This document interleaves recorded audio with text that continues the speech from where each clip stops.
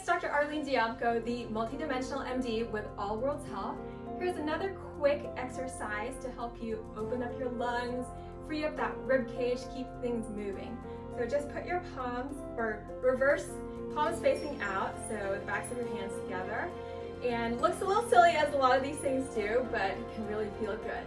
So you're gonna just kind of curl in, and then breathe in, and then out. And then in. You do this really slowly.